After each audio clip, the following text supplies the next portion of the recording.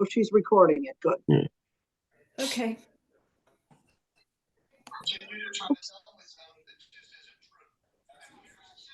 I'm so excited.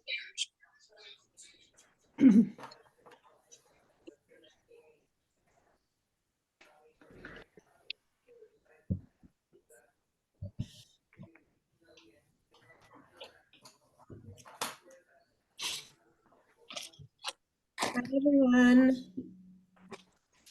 Hello. Hello.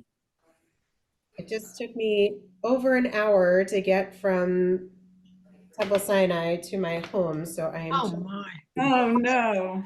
Sawmill Why? is, What's going on? sawmill is flooded, so Flooding. Oh, jeez. take a roundabout kind of a way. So anyway, I'm just getting myself settled.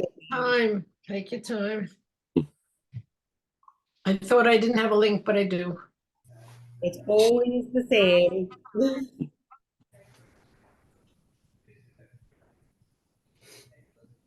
see. Camera up and going. Just doesn't stay with me.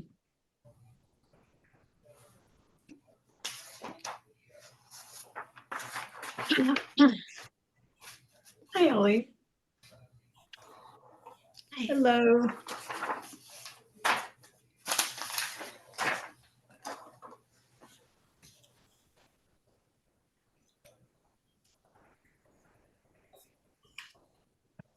All right, let me.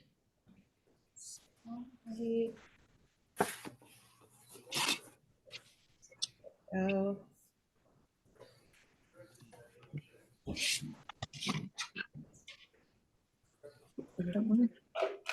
Uh-oh. I don't think I have that one.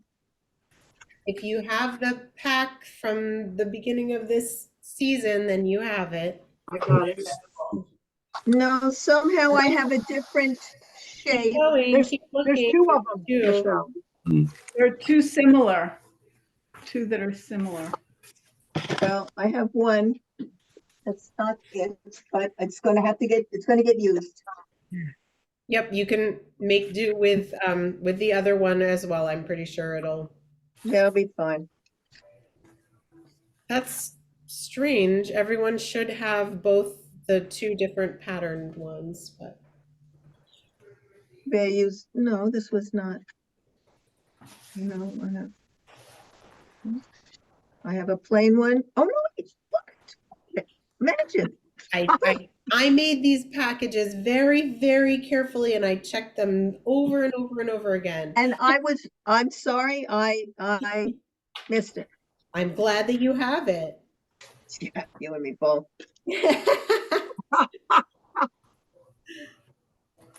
All right, so we're gonna have some fun, a pre-strung Zendala. I'm gonna use a green charcoal pen and a green jelly roll. I'm considering playing around with the sketch and wash with our brush pen, but that was the thing that came to me as I was driving home. So it's not something that I practice, but we can try it out. So I'm considering that. So if you have those tools around, Don't. if So you the don't brush have, pen should have some water in it? the brush pen should have some water in it, and you have to unscrew it. Right, I did that. Okay, but sometimes it goes the opposite of what you would expect. It's not righty tighty, lefty loosey. It's Okay. whatever the else it is. I'm gonna go put some water in it. You know, Micah, our what does that mean to put water in it? into this thing Yeah, what do you open it up and just put some water in the bottom? in the bottom part. Yep, it's a reservoir for the brush. And you're It may right, already it's not left. it probably has water in it already. Mine does. Well, you probably filled it the last time we used it. Did I really? Oh, I did not fill the brush pens for you. Okay. How much water do we put in? Oh, you could fill it up. It lasts a long Gallon. time. Ought to do it. And then I have a Micron PN if you want to use that, or an O1 or a combination of both. I have that. If you're missing any of these tools, I will walk you through without. I will give you options. So you will have a successful experience no matter what. The tools are Oh, I have just a pen. Look at like that. icing on the cake. They're just to play. You know, they're just to add, just to bring some new options to our tangling. But you don't need anything beyond a surface to tangle on and some kind of a pen. So. Cantor, can the pencils be regular color pencils, or do you recommend not? You can use colored pencils, and we've done that in the past. The colored pencils tend to have some wax in them, so it makes it hard to shade or draw over them. The chalk pencils play very well with all the other tools, so you can shade them and you can. So that's why we like the chalk pencils. But colored pencils, you can definitely Okay. use them.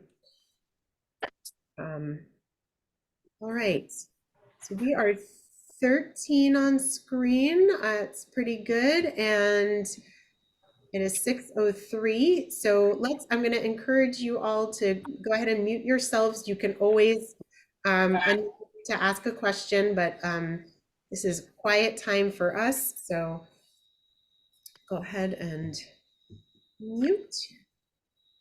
And then we will, if I'm muting you if I'm not seeing you do it yourself.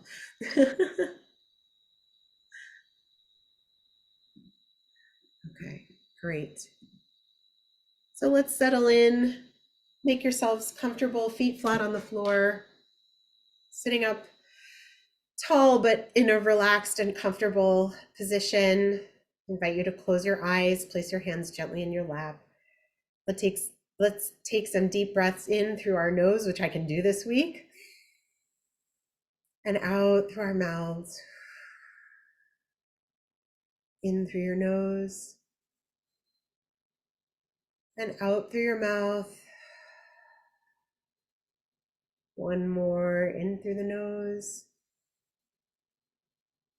and out through your mouth. Continue breathing long and slow and deep, checking in with your body, sending any love to an area that might be holding tension. Relax your face, relax your shoulders, relax your belly, your legs, your ankles, wiggle your toes. Maybe a gentle twist in your chair.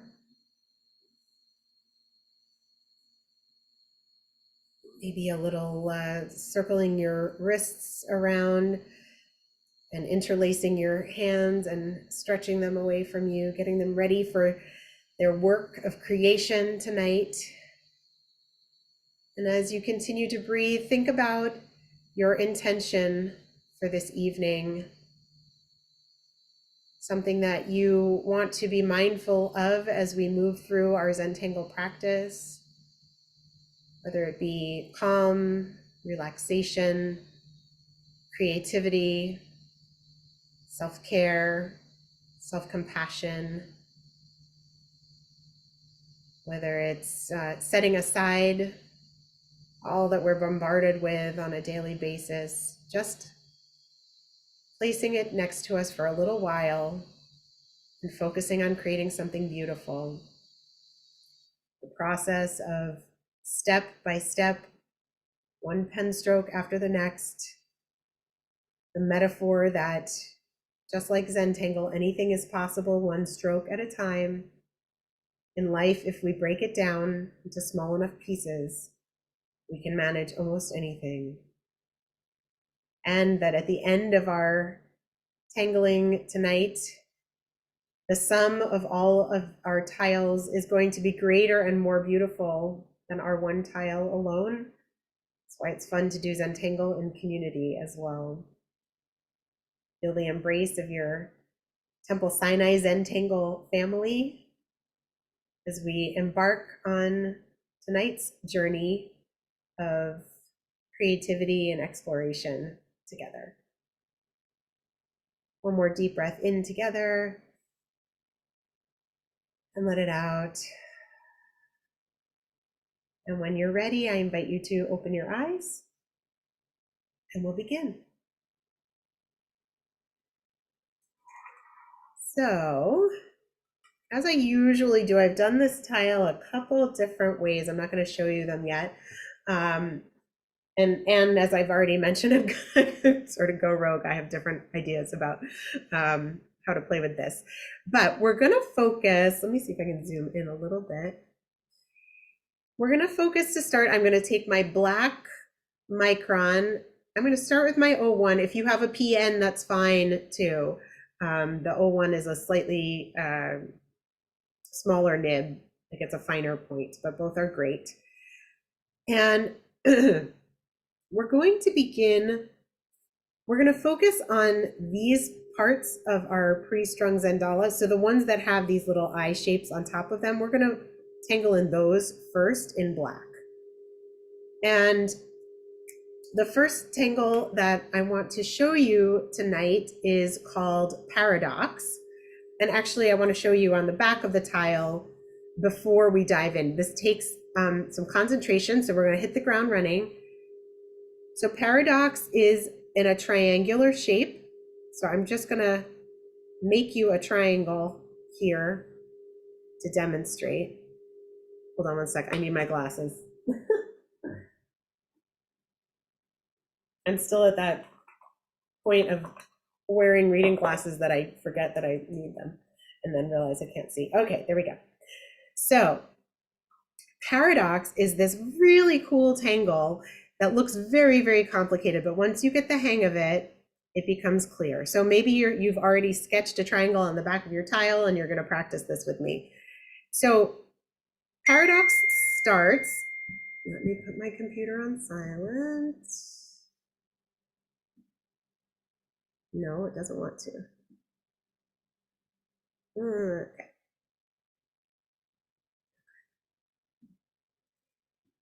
So for Paradox, I'm going to start at the tip here, and I'm going to stay very close to this side, but it's going to come out and land just a little ways away from the bottom, from this other side where we landed.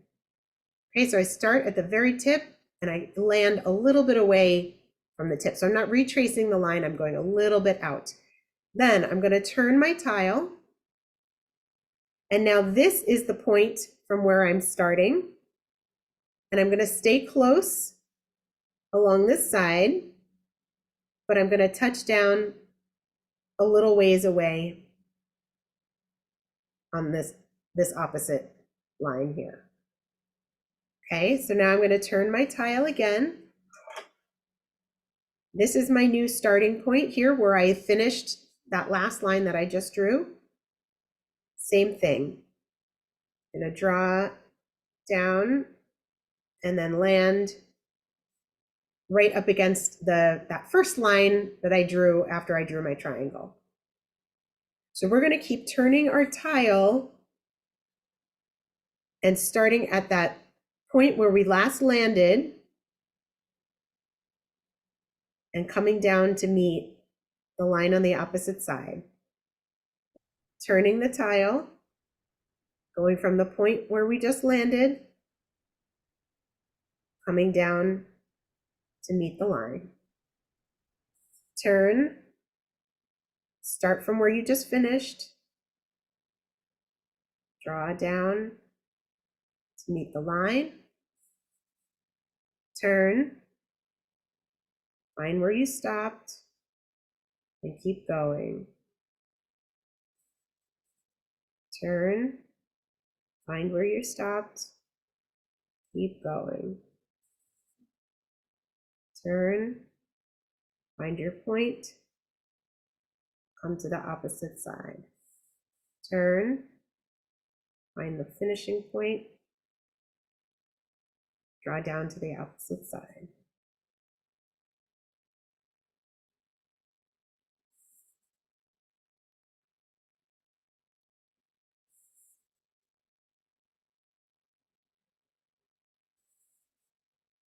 So as you can see, we're making sort of concentric spiraling circles.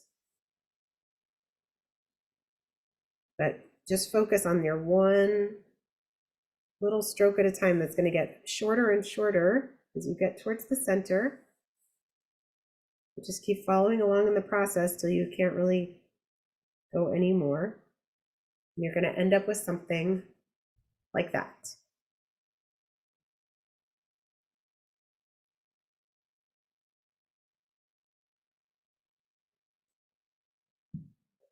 Okay, you get the idea?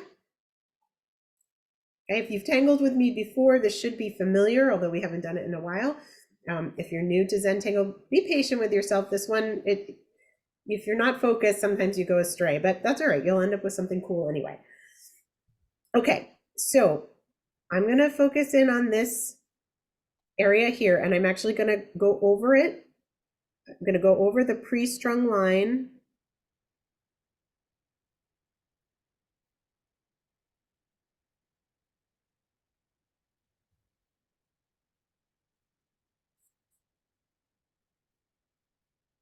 So that I'm highlighting this triangular trumpet shape that's here.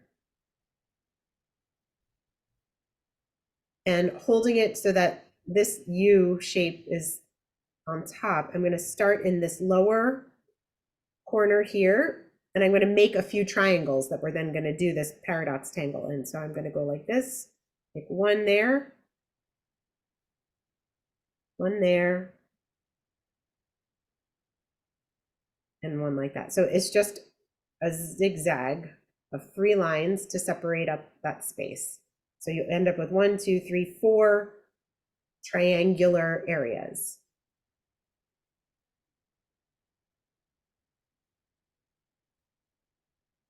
Okay, so once you do that, I'm going to start doing paradox in this triangle that's right here. Now, depending on where you start paradox, you get these different meta patterns. I'm not going to worry too much about that. They're going to interact in interesting ways no matter what. But I'm going to start here on this more curvy part. So here's my starting point, and I'm going to land down a little ways here. So I'm going to follow the curve closely, but then pull away just as I get to the bottom. I'm going to turn my tile, start where I just finished, and land, turn,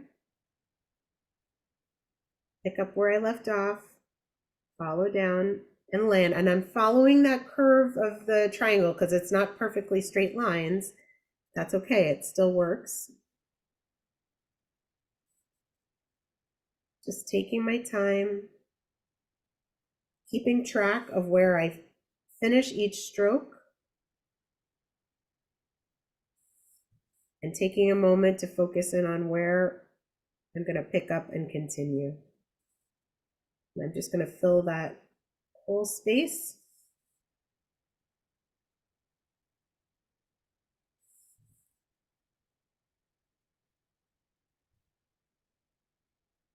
Once you get comfortable with it, when I tend to get towards the center, I don't always turn the tile every time anymore, but you may want to until you feel like you've really got a handle on it.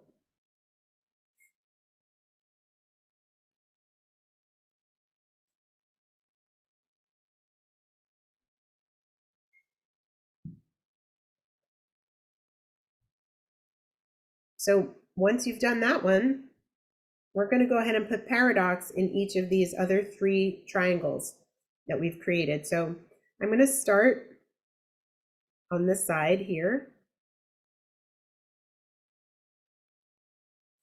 and just do the same thing.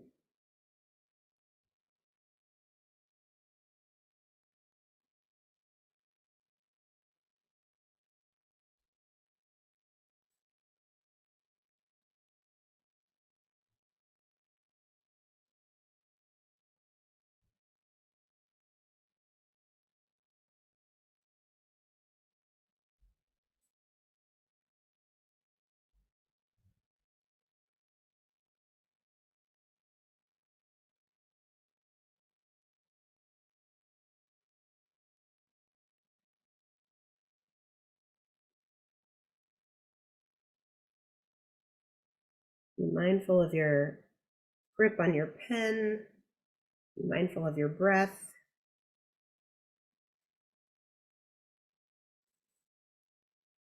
Okay, when you're done with that one, go on to the next one. It's a little tricky as they get smaller.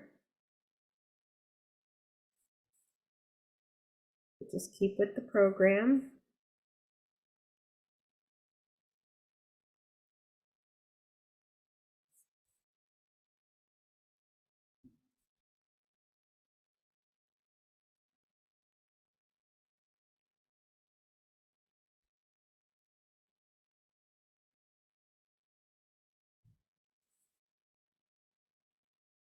Okay, and this last one is a funny shape, but we're gonna make it work.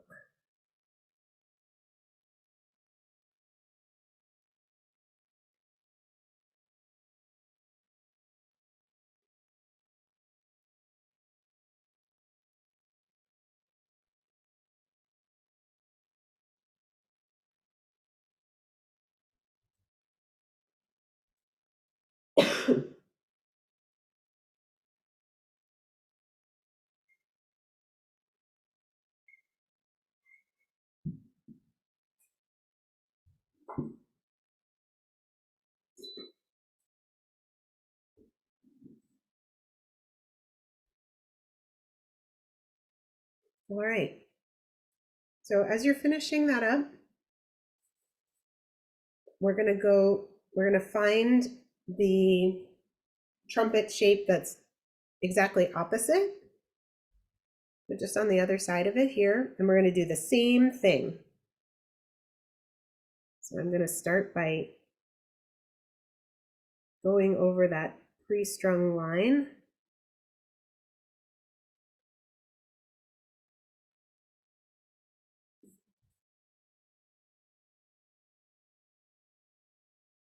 Like so. I'm going to divide this section into 4 smaller triangles with that zigzag starting in this lower corner, coming up and down and back up again. Then I'm going to do the same thing that we just did on the other side. I'm going to put some paradox in each one of these triangles that we've just created.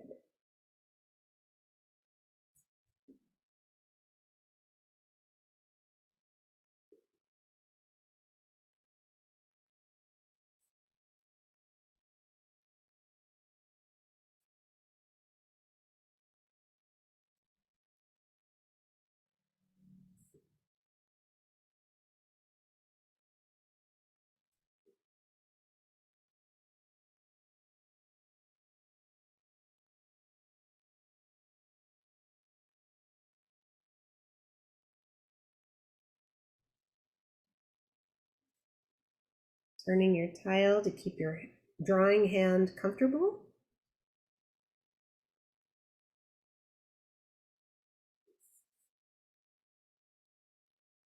Taking your time.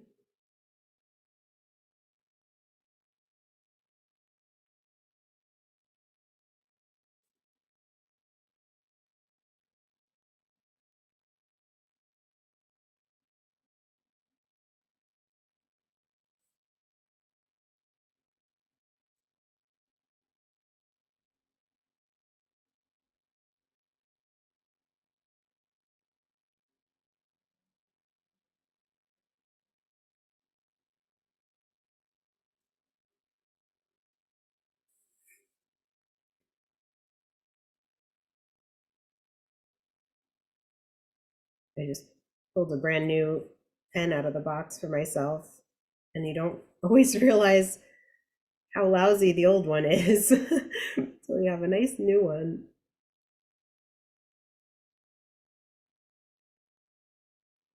Just enjoying the flow of the ink on the paper.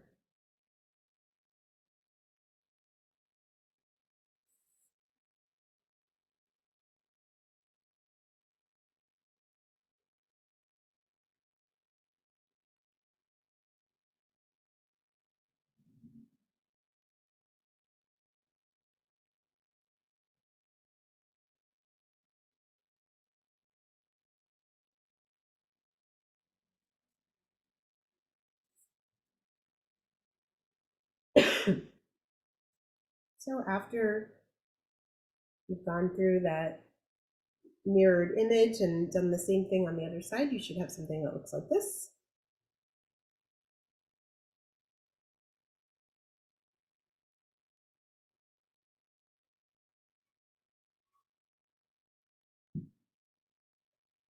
So now we're going to go to two other ones of these trumpet shapes that are opposite each other. Doesn't matter which ones. I'm going to go right next door here. And I saw this recently. I thought it was very cool. It's an enzeppeled hollowbow, if that means anything to you. So hollowbow is this idea of these overlapping sort of planks. So if this is the one that's on top, then I'm going to make another one that comes underneath it.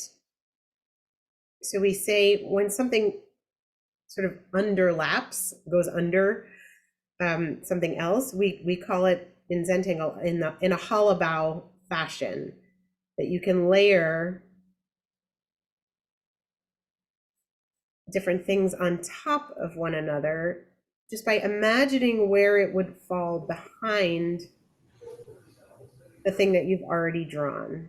Can you spell that, hollowbow? I sure can. Thank you.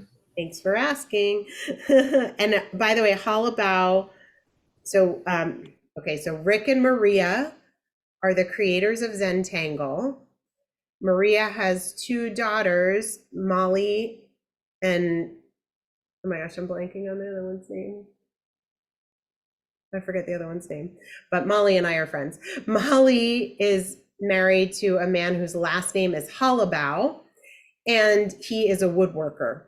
So he invented this tangle of these overlapping boards, so to speak. So that's hollowbow. So we're going to do, and then in Zeppel are these kind of round shapes. It's like, imagine you peeled a hard-boiled egg and then you were going to shove it through this space here. So it's not the same size as this space, but you could get it to fit. So you're going to make you're going to round the inside edges.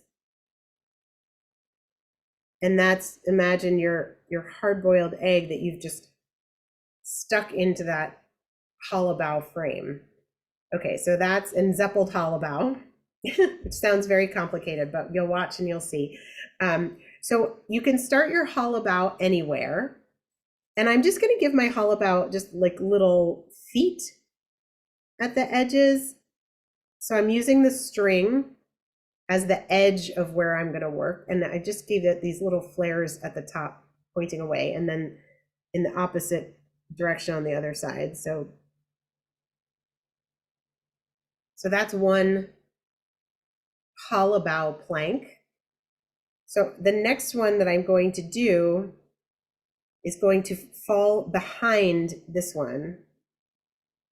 And yours don't have to go in the same way that mine do. I'm just going to show you what we're working with here. So after I approached that one that I had already drawn, I picked up my pen, I imagined where it would go behind, and then I put my pen back down on the other side and continued drawing. I'm going to do the same thing, make another one. And I'm making these fairly small just because we're working in a sort of a small space. So I'm going to keep going, adding my hollowbow planks at random in this space. They don't all have to overlap one another. So for instance, I'm going to put one that's kind of hanging out down here by itself. And I'm going to try to get them going every which way, because you get really interesting shapes to work with in between.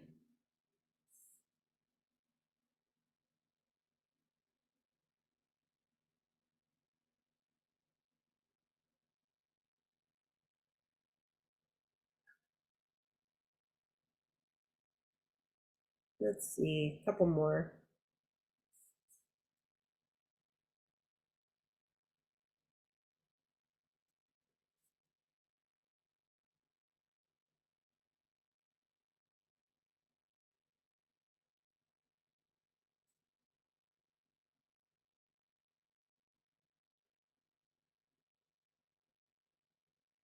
Maybe one more that comes behind all of these here.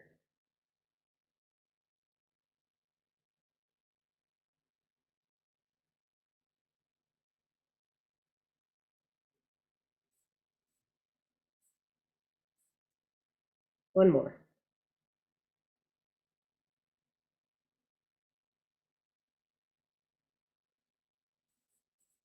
Right, so it's like this crisscrossing web of these hollow bow planks, which looks very cool, just like this. So you may decide that you want to leave yours alone, but I'm gonna then enzeppel my hollow bow. Sometimes, like when you step back and you hear the words that are coming out of your mouth, it's quite funny. So let's see, what's a good one to demonstrate? This is a pretty regular kind of shape here. I'm just going to go back in and round those inner edges as if it's that hard-boiled egg, and then just color in the little tiny spaces that are left there. It's subtle, but it's very effective when you sort of take a step back and look at the whole thing.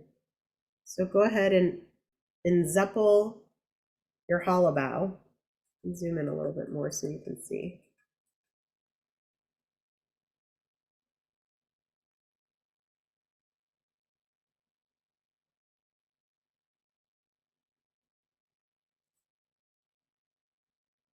And the ones that are up against the edge, you can sort of, I'm drawing over that pre-strung line that was there, kind of close that off.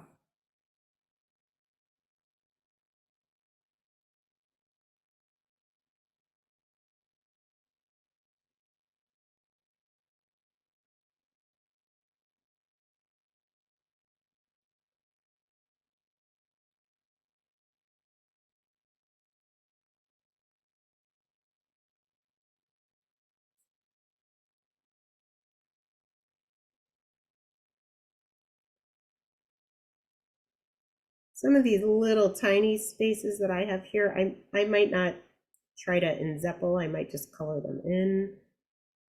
You can see how big your spaces are.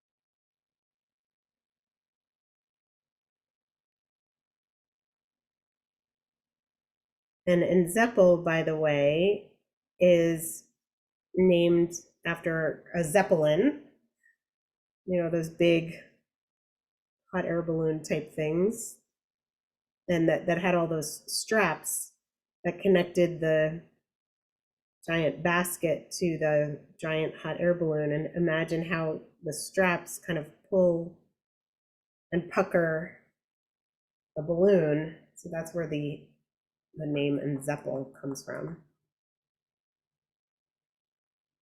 So that's our enzeppeled hollow bow.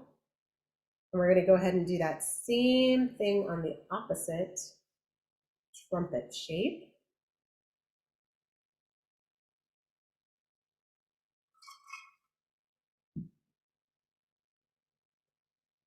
And don't worry about trying to match what you did on this side. I'm pretty sure that is practically impossible.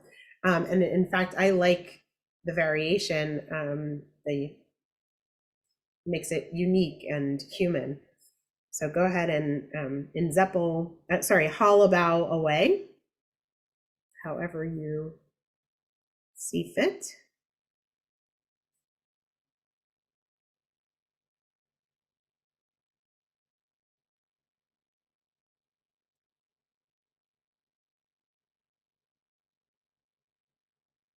You can see I'm starting with a different approach on this. I'm not overlapping them right away.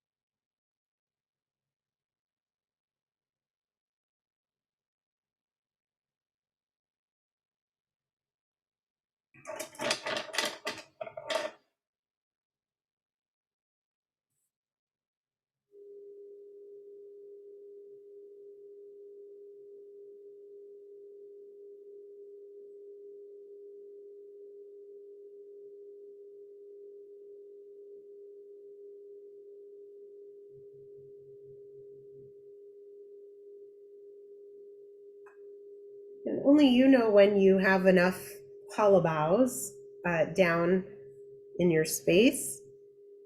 When you feel like the time is right, you can go ahead and start adding your Zentangle detail.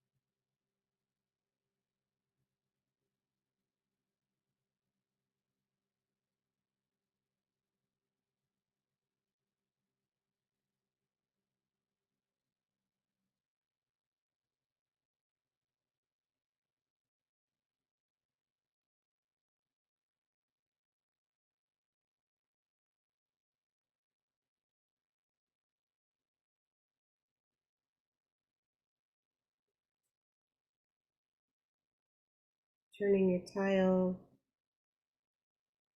relaxing the grip on your pen, breathing, being kind to yourself, non-judgmental.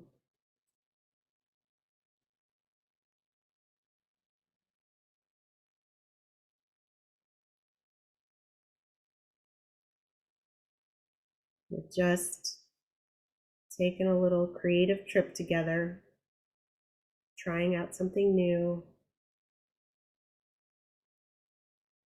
It's just a little paper tile. The stakes are very low. Just enjoy yourself.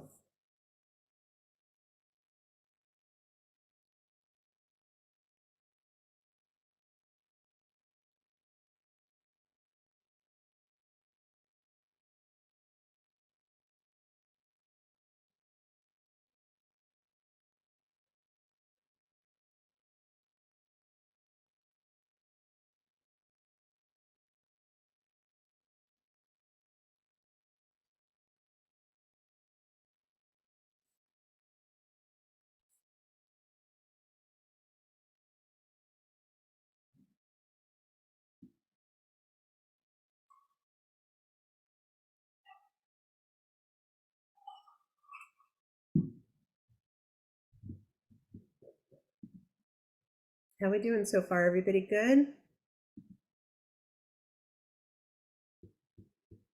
Everybody's heads are down. Everybody's busy tangling. That's good. It's a good sign.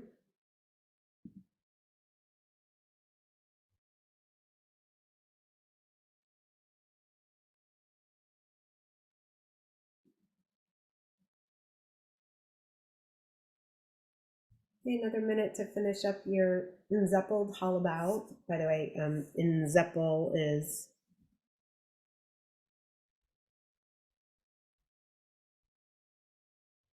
Zentangle.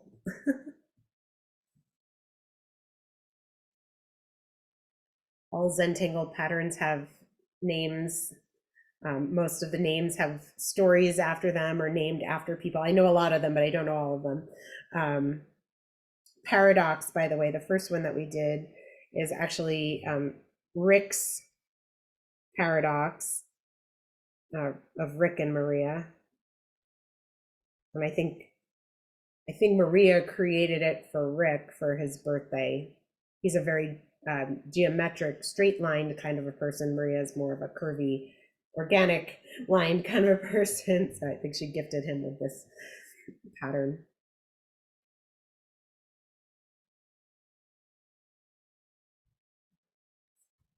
All right, we're going to go on to Knightsbridge,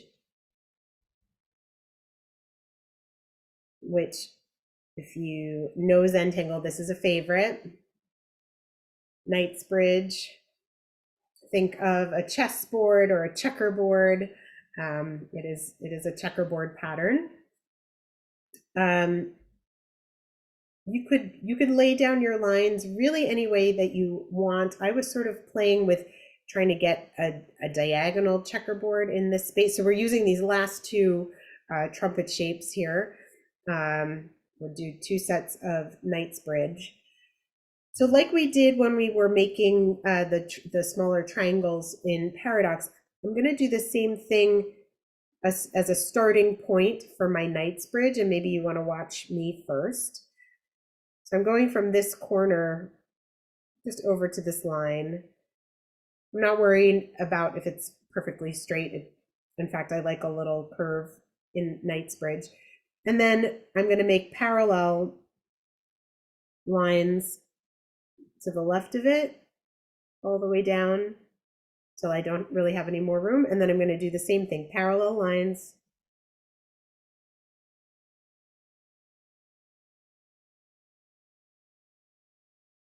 And I'm striving for equidistant, but I'm not worried too much about it. So right now I have a whole set of stripes here.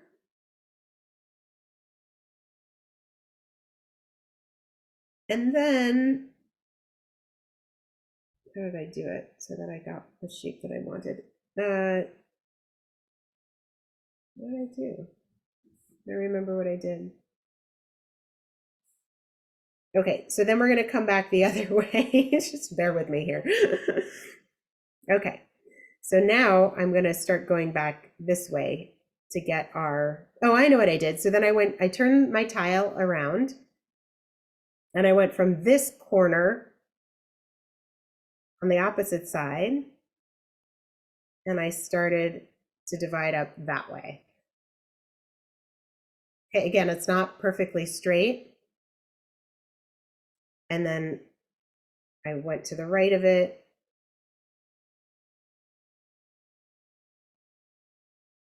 And then to the left of it.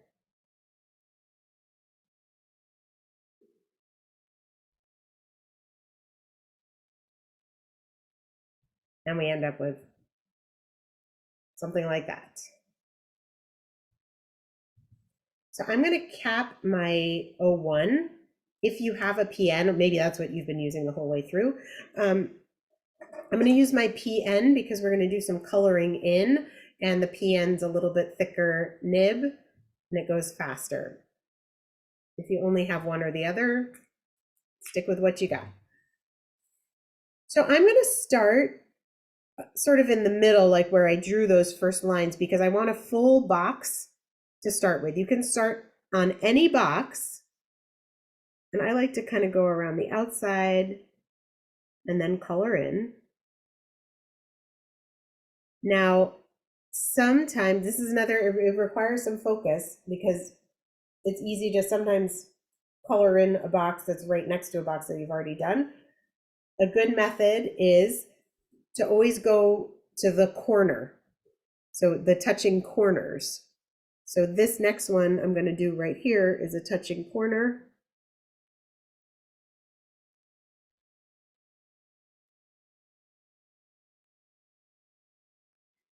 And then this one here.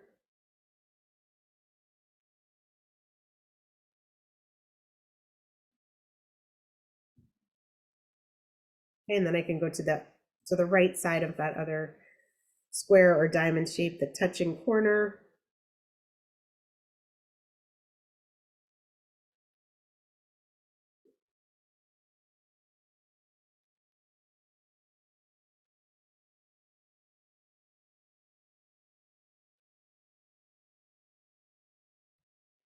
So if it gets a little hard when your shapes get smaller, just move to a different section. So now I'm going to look at, so here's the touching corner below. So I'm going to work on this for a little while. I just kind of bounce around and do it in a way that makes it less likely for me to accidentally color two next to each other. If you do, it's not a big deal. Just keep going. And in fact, if you have a white jelly roll or a white charcoal pencil, there's even stuff you can kind of go back over it. Not an eraser, but you can make it work.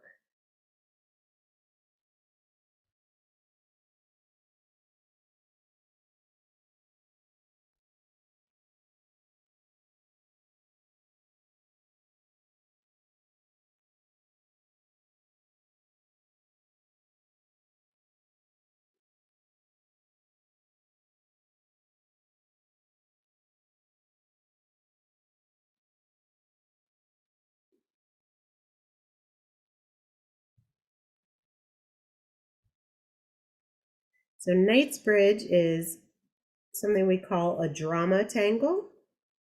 It's also a grid tangle. So we have some tangles that are linear, more organic, and some that are based on a grid. And because it has so much black ink that we put down, or whatever color ink we're using, it brings a lot of drama and really draws the eye. So it's fun to contrast, if you have a lot of flowy or linear tangles like we do so far, some drama with all of this ink that we're putting down. It's just something different. I like to play around with different kinds of tangle patterns on each tile.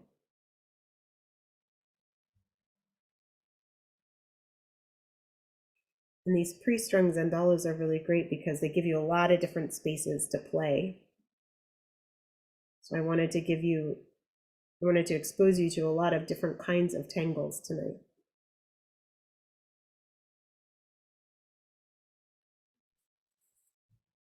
Okay, so when you're done, you should have something like that.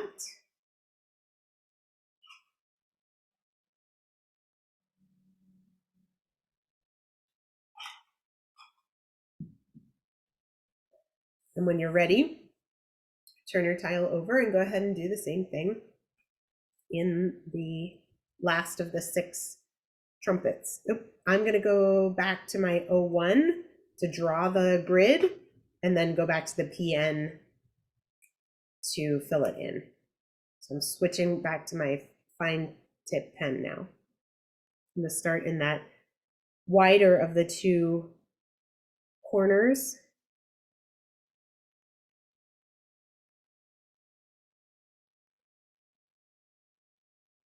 And draw my parallel lines.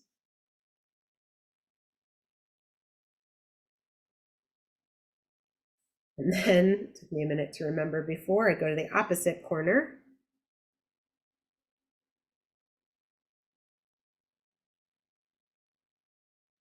And you can see I'm letting my lines be free, kind of wavy.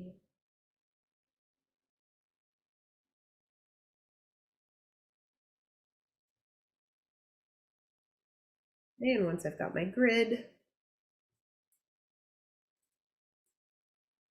I'm going to go back to my PN and color in. I start with a nice full square or diamond so that anchors me so I know where I'm going. And I apologize. I know my voice is better than last week, but it's still not great. A little gravelly.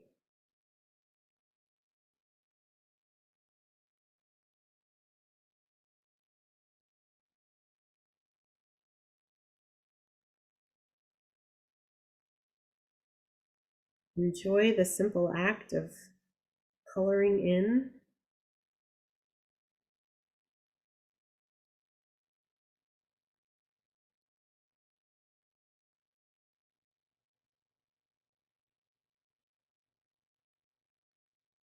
Are you the kind of person who likes to leave a little white space on the black, or you have to get every single little bit colored in solid? Either way, strive for consistency, gentle grip on your pen, an enjoyable experience of putting one foot in front of the other, one pen stroke after the next. Turn your tile.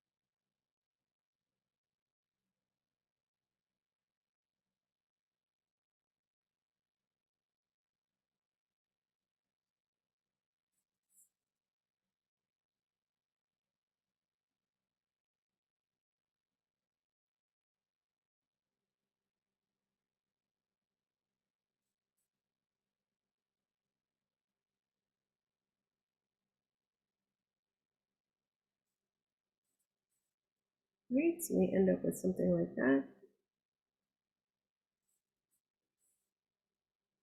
Great, that's a fun pinwheel.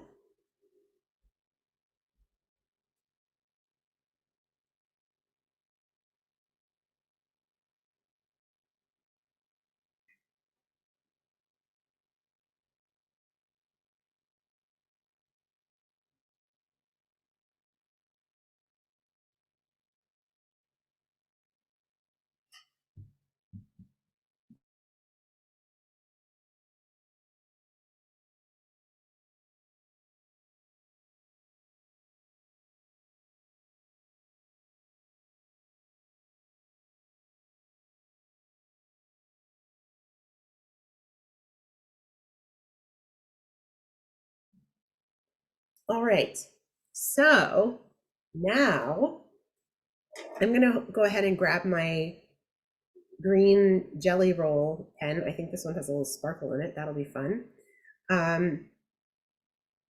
So you have something like this in your kit. Might not be sparkly, but it should be a jelly roll and have a colored top. And you should have a pencil, a chalk pencil that coordinates with it somewhat. So we're going to start with the jelly roll. We're going to do a tangle. I'll show you on the back again. This one is called Samson, and actually it's good for you to try your jelly roll in the back of your tile because sometimes they need to kind of be woken up. So I don't know if it has a P or not. Samson, something like that. Maybe with a P. And this is an organic tangle. So I'm going to draw its stem first, just a curved line. Here it is. And then I'm going to make some branching stems that come off of it on either side. Maybe 3 sets, depending on how long my branch is. Then I'm going to drink a big cup of coffee and I'm going to make little wiggly, irregular shapes of leaves around those, veins of stems that I made. Just imagine like how we used to draw clouds when we were little kids. And I just go all the way around, making a big, pretty like fern frond type thing. And Samson is cool because you can overlap them. So I could draw one that comes behind and just kind of imagine where those fronds would be, and then fill in one behind the next, just like in nature when you're looking at, the leaves of a tree or whatever, they all overlap. You can't see one whole one, it's just layers and layers. So this is Samson, so we're gonna have a play with Samson. The ink of the jelly roll takes a little while to dry, so just a warning, like if I turn this over, I might end up with Samson on my table, but I'm gonna do it anyway. So I wanna play with this idea of the hollow bow fashion. Samson falling behind these big, bold, black trumpet segments that we've made. So for each one of the Samson leaves that we're about to draw, it's going to originate from down here, and I'm going to have it sort of fall behind this trumpet. It doesn't matter where you start, we're going to do them all, and come behind this trumpet and end up here. So I'm going to start with that initial long stem. It's going to start down at this corner and it's going to go underneath these two trumpets and come out the other side. Let me back it up a little bit so you can see what I'm talking about. And so it's this gentle sort of like an S curve. I don't want a straight line, it wants movement. So here we go, it's gonna come here. I'm going to imagine that I'm drawing here, but I'm picking my pen up, drawing behind, picking my pen up, and having it come to a point.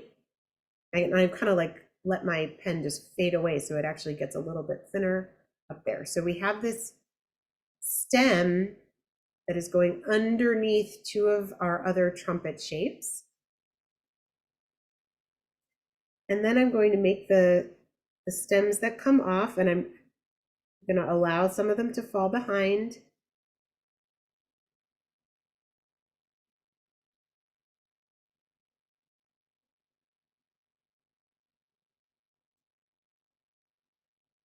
Okay, so I'm ending up with 3 sets, one in each of the 3 sections.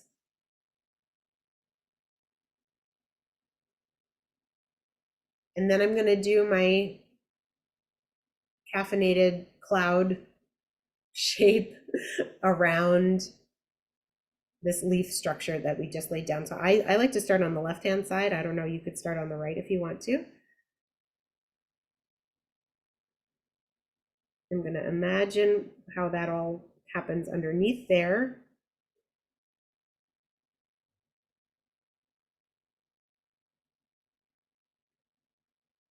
And I'm really embracing the overlapping that's happening.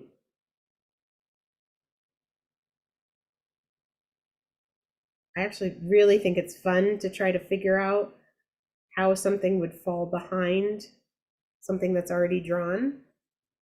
So we end up with a Samson leaf that looks like that, or something like that.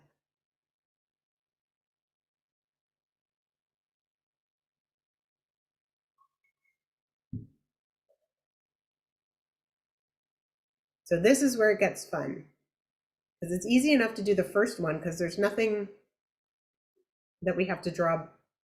There's no other Samson leaves that we have to draw behind, but for all the others, we're going to be, I have no other word for it except underlapping the leaf that came before. So I'm turning my tile. We did this one here. I'm turning it counterclockwise, going to the space to the left. And I'm going to do the same thing. So I'm going to make that first stem shape, but now I have to draw not only under these trumpets that we did in black, but under this part of the Samson leaf that we just drew from over here. So you have to use your imagination and think about where that first stem has to go, underneath, underneath, and come up the other side. So it goes through 3 panels, 2 trumpets, 3 panels. And then your stems that branch off. These ones we can't really see, they're fully underneath. So I am imagining that they're there, but we can't see them. And then the ones that end up in that upper one. Okay, then we do our caffeinated cloud thing. You might imagine like there's part of a leaf over here that maybe we can't see. Maybe this one goes off and behind a little bit.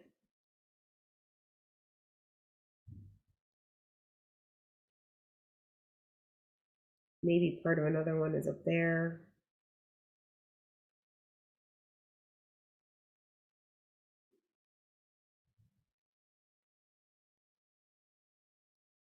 Okay, and we're going to keep doing that all the way around. So now I turn my tile counterclockwise. And I'm going to do the same thing, starting in the same bottom corner. And again, drawing behind, using my imagination to figure out where this next Samson is going to go. We're going to see less and less of them as we go.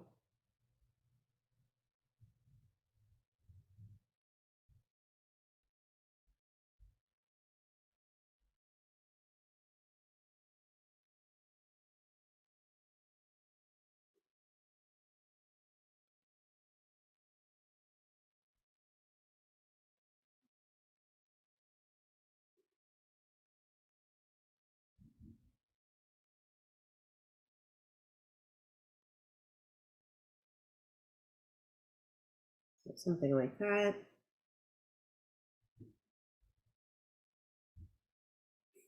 Turn your tile and go to the next one when you're ready.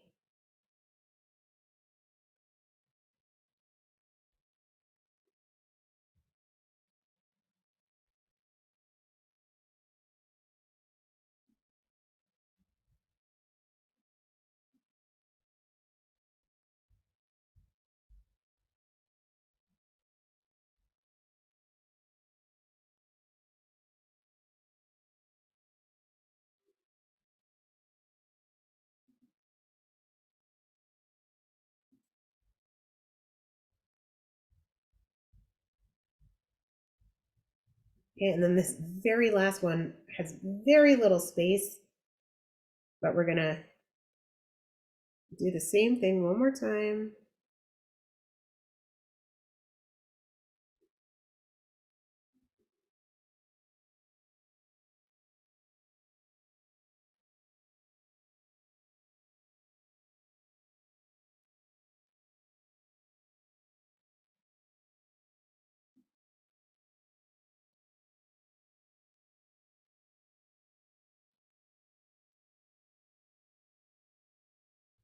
Oh, I forgot there's even one more that's really just a hint of the bottom of the stem here.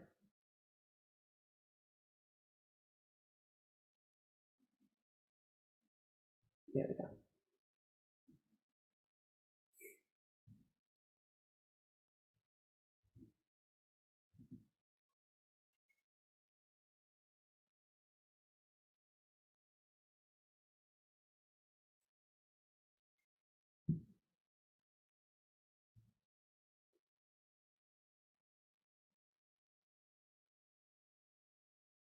If you're still working on Samson, go ahead. But I'm just going to give you the next instruction in case you're ready to move on. And you can just catch up with us whenever you get there.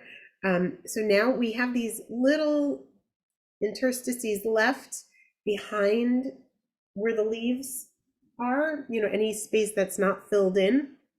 Still with our jelly roll, we're going to go ahead and put some nice juicy orbs in the background there. And sometimes I go in and make those cloud indentations a little bit more pronounced as I'm putting my orbs in. This gives a little bit more definition.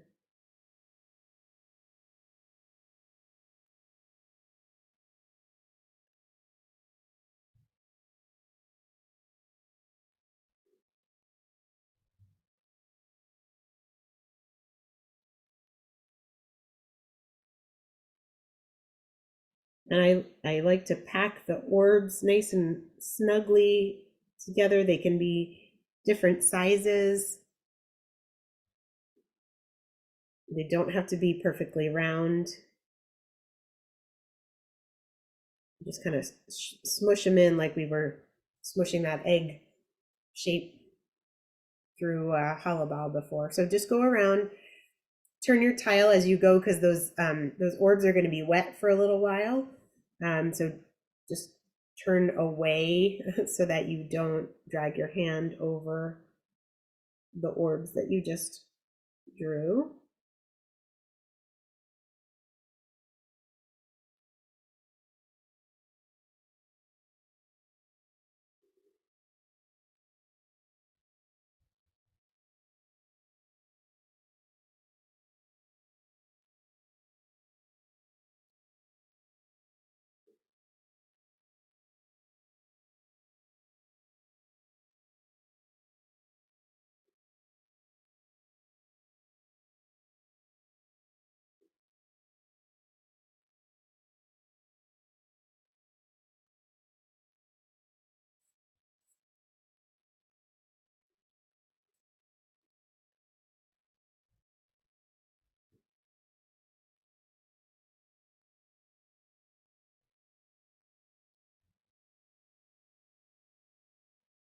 And sometimes I think I end up, putting orbs in a space that like technically is another leaf, the underside of another leaf, but at the end of the day, it's not going to matter.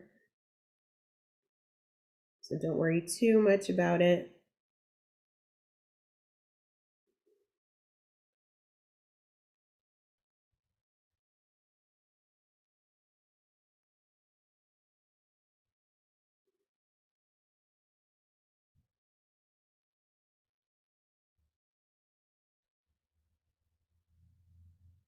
And the jelly rolls have a different feeling, nice glide to them.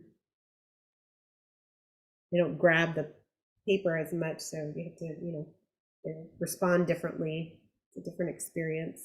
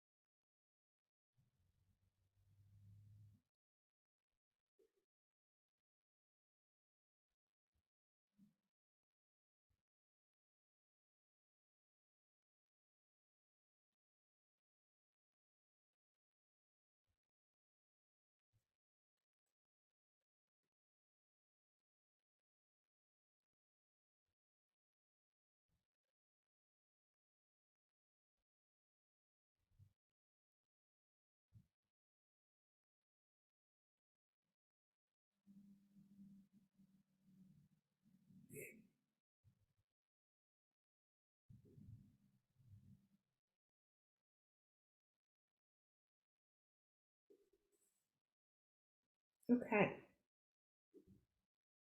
So we've ended up with something like that.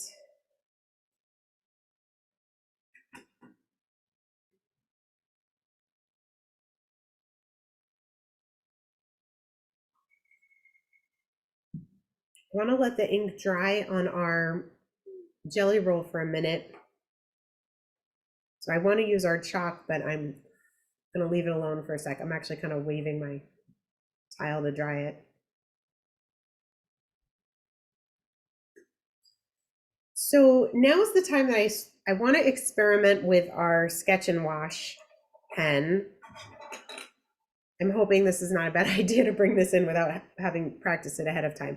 We'll see. If you're concerned, then maybe just use your graphite pencil, but I think it's going to be great.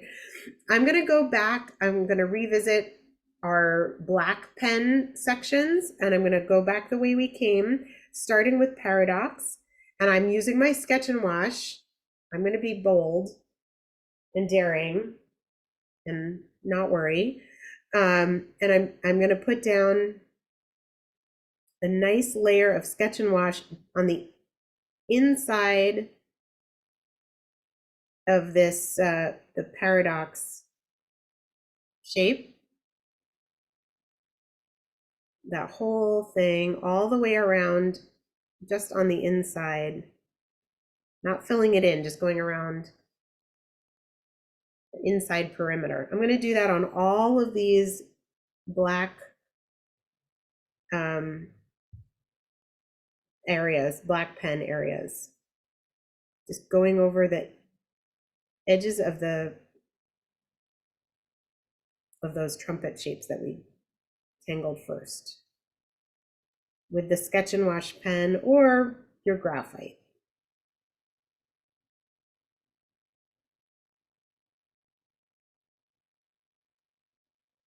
Cantor, Yes, this is Myrna. Could you show me how you open that? I think I've got something weird going on. the sketch and wash. Yeah. There's nothing to open. It's just the pencil point. Oh, just the pencil. I was looking at the thing. No, not yet. We're not up to the water thing yet. Oh, The water thing, you just pull the blue cap off when you're ready. But we're not there yet. okay. Okay?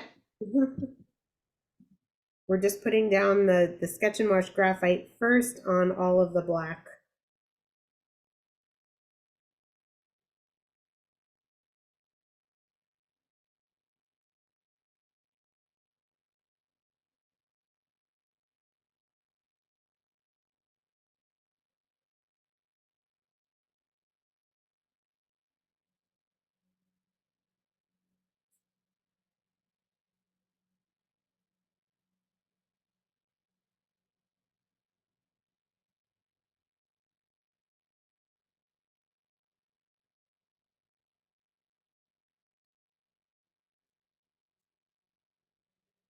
Okay, so I put down a layer of Sketch and Wash all the way around each of those trumpet shapes. I'm going, here we go, we're gonna dive in.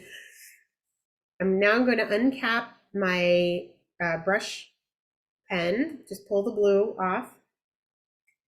And you don't need to do much. Sometimes it needs a tiny squeeze, but you might want to test that somewhere else just to, you know, so it doesn't all squirt out. And I'm just going to go in and gently blend that Sketch and Wash pen. I don't want to make everything the same shade of gray, but I want to pull some of the gray. I just randomly started with Knightsbridge, just gently pulling some of that graphite of the Sketch and Wash pen into the center, but I want to leave that very middle unshaded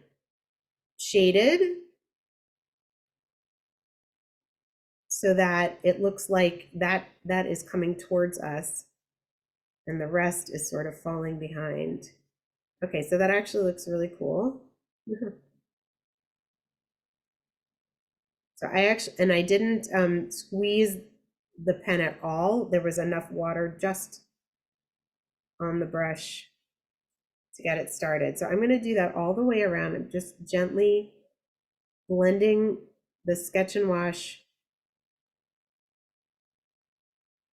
towards the center, but not all the way to the center.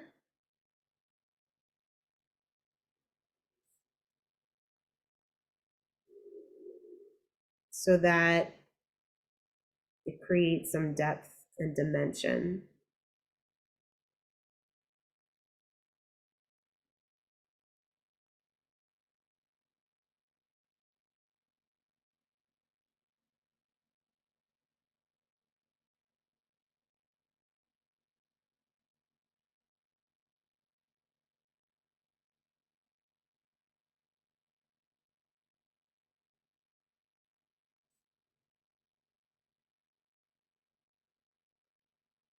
And I'm just making my way around the tile, all the areas where I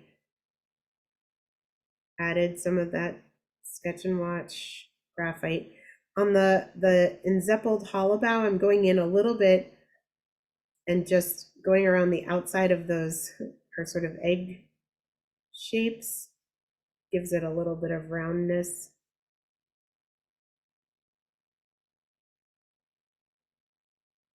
And you can get a little bit of the graphite on the brush and then just kind of move it around where you want it. So you can play with that a little bit.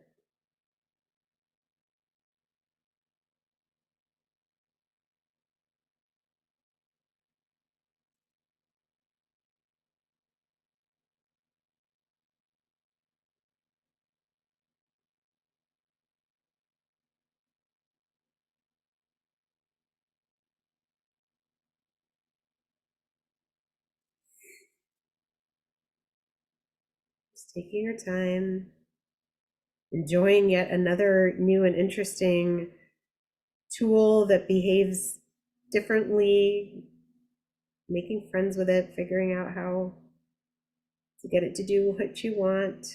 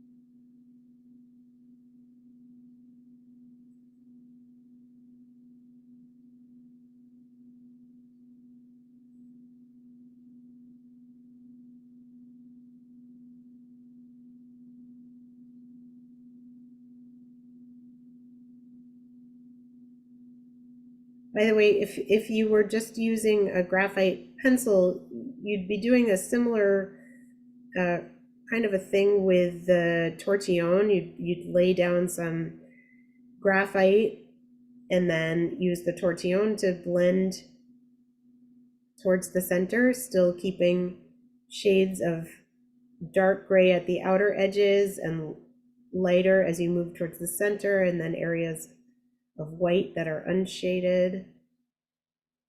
So same idea, just different tools.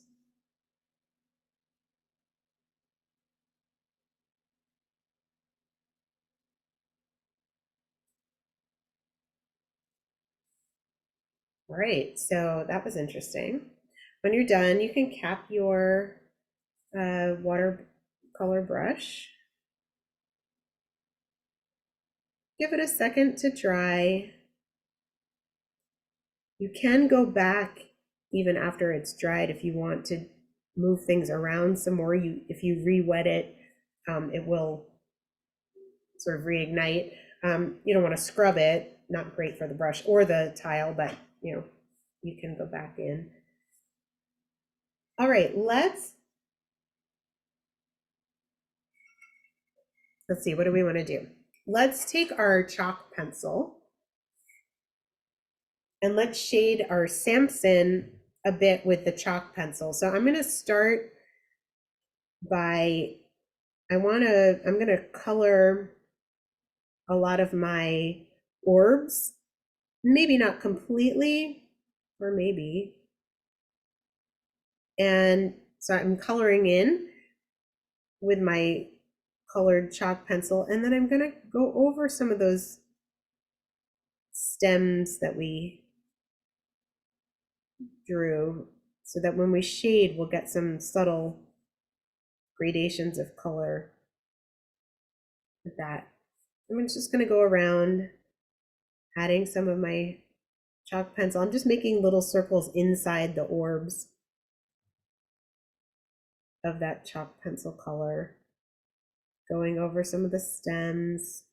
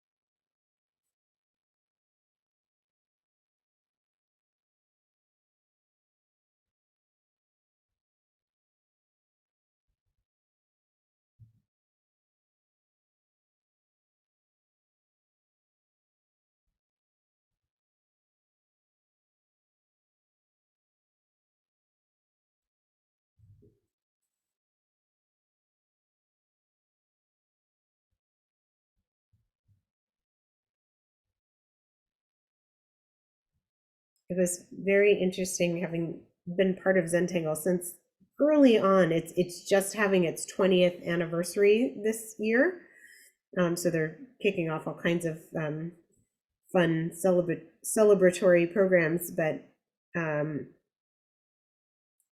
don't know how long I've been doing Zentangle, but at the beginning, pure Zentangle was black and white, and the tools were, black and white and gray.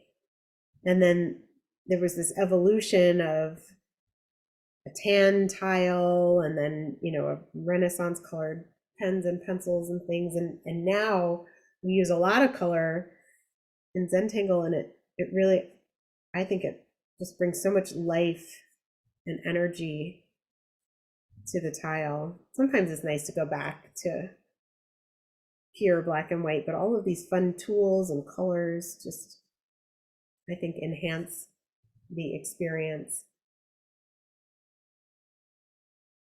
So let's go ahead and add a little graphite also to these areas. I'm going to do kind of the same thing that we did with the sketch and wash, just adding some graphite on the green. I'm sorry, whatever color you have on our colored along the edges, just to kind of shade the space a bit. You can go over the chalk pencil. That's one of the, That's the Sketch and Wash pencil? no, I'm just using a regular graphite now. Okay. If you use the Thank sketch, you. it's okay, yeah. Just checking, just. Yeah.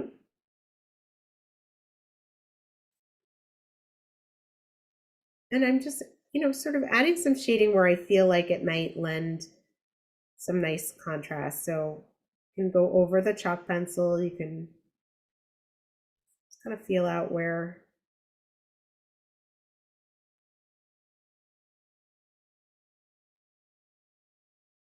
this is where a lot of creativity comes in. How do you want to shade your piece? What parts do you want to pop out and be brighter? What parts do you want to send behind and be darker?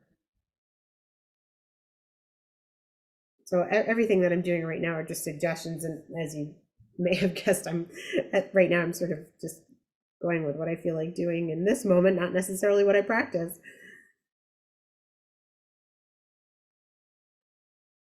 So feel free. All of that is just give yourself permission to just play. And once you've done that, then go find your tortillon. I don't know if I told you to grab that at the beginning, but you can grab your little blendy stub and just kind of blend your colored chalk pencil and your graphite. Some people don't like mixing the two. I actually really do. I think blending the graphite with the colored chalk works well.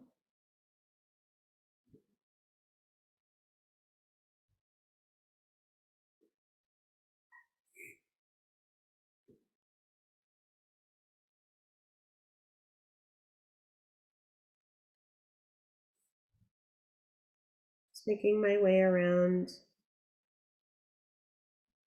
softening some of those chalk lines and graphite lines.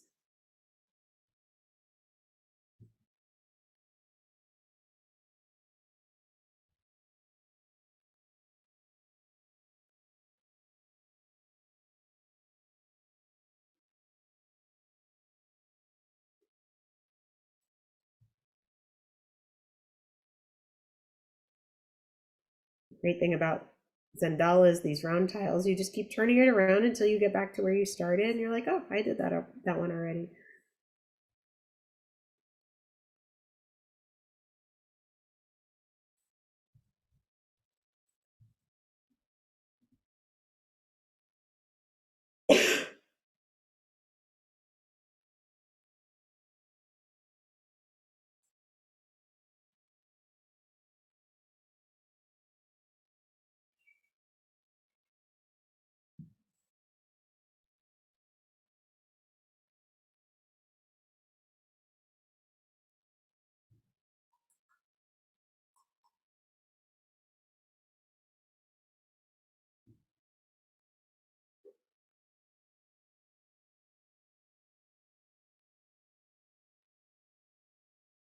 If you take a minute to kind of just step back from what you've been working on. So mine, because it has a little bit of metallic, if I hold it at an angle, you can see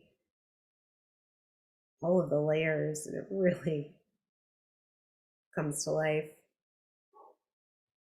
Sometimes when you have put so much graphite and other colors on top, your pen lines can get a little bit faded. So, excuse me. If you want to go back in with your O1 or even your PN and reiterate any of those beginning lines that we drew, you certainly can.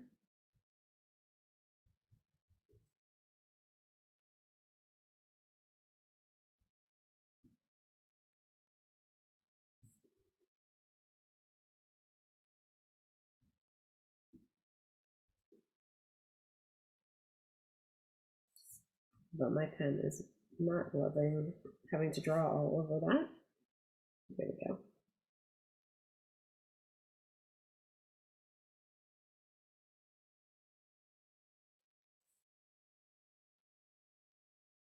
So you can just kind of bring the black back out to the front again.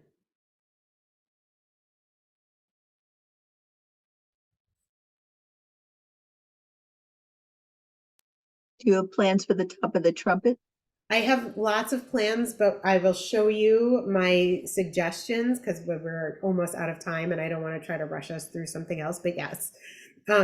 So let's go ahead and put our chop somewhere on here. Our chop is our little symbol that identifies this as ours from the front. And then I will show you, we'll do our mosaic of all of ours together. And then I'll show you kind of what the other thoughts are. It's beautiful like this, and there's still a lot of white space that we can play with. So hold it out at arm's length, admire it. I think we got most of the names of the patterns that we did tonight on the back, so you already have that. Put your name on the back. The date is the 10th. And this is Zentangle at Temple Sign. And I like the backs when they are sort of a mess of practice and things. It's tells the story of the tile and how it came to be. So the back is just as interesting as the front.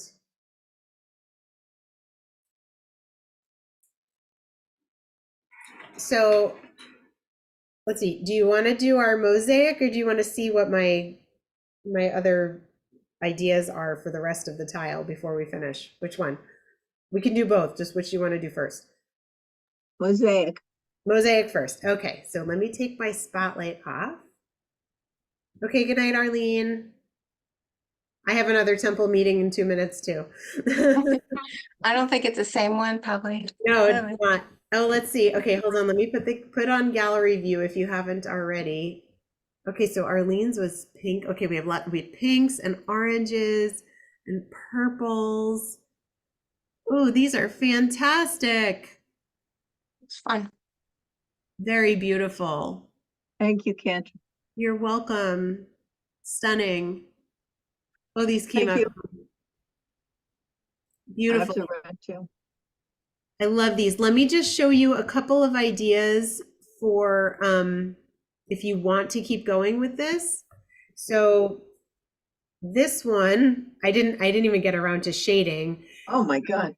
Yeah, so I did all of them in Paradox and I was like, this is really boring. I just got tired of doing it. But I wove Muka through the background instead of Samson. So that was interesting. These things are called moon pies. You can look them up online. They're really fun to do. And so this was one variation that I was playing with. And then this was earlier today's exploration. So all the same that we did in these areas. So here are these moon pies that come in those little crevices. And then those little eye shapes at the top got a little crescent moon, which I don't know if it was the best choice, but it made an interesting texture around the outside. And then I put a border, just a pen line border all the way around the outside. And I did a little shading of the purple chalk pencil, like fading to the outside, and it makes it look kind of like a doily. So that's another idea. So if you see, you know, where I was working on the other ones. So, and you can see the different pens even respond differently. The purple and the green look different. Enter. Yes.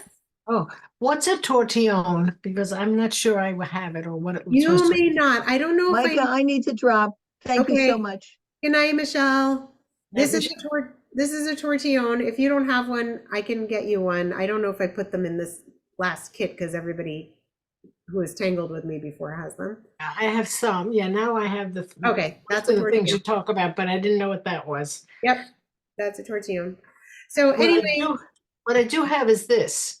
It's just a white half a pencil or something. yep, that's a white chalk pencil. We didn't Oh, use okay. that tonight, but we'll get to it. You could use it Okay. actually, like you could create some highlights here. would be cool on this area.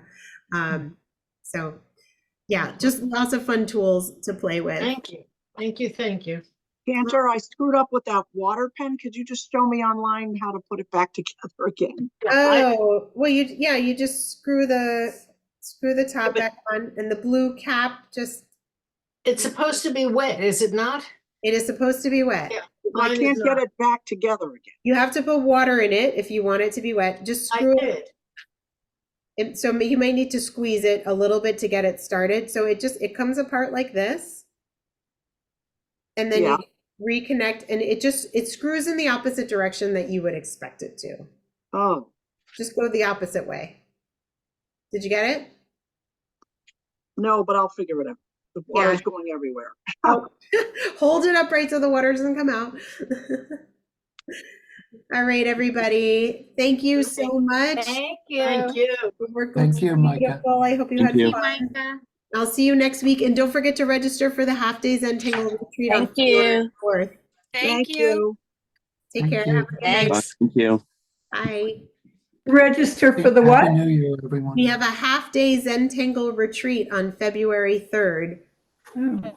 How do we register for that?